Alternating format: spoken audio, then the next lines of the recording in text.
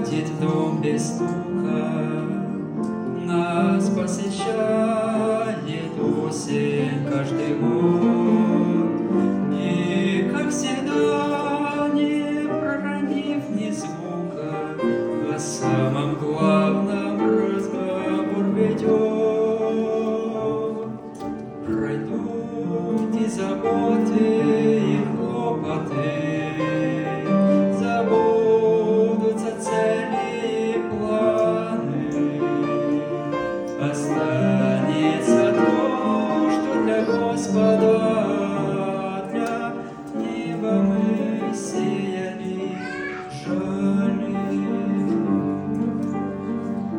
Дожди смывают пыль и запах лета, уносит ветром пышную листву.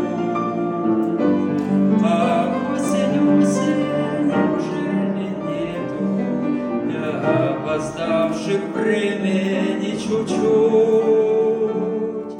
Пройдут и заботы, и хлопоты, забудутся цели и планы. Останется то, что для Господа, для неба мы сеяли, жали.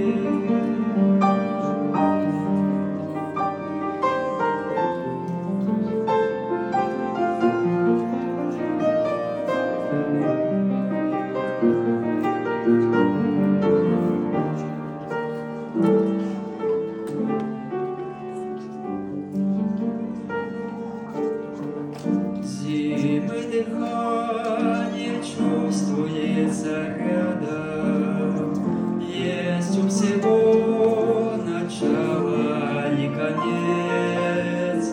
Быть плодовитой веткой винограда, пока есть время быть горец. Пройдут и заботы, и хлопоты, забудутся цели и планы. Останется то, что для Господа, для неба мы сеяли, жали.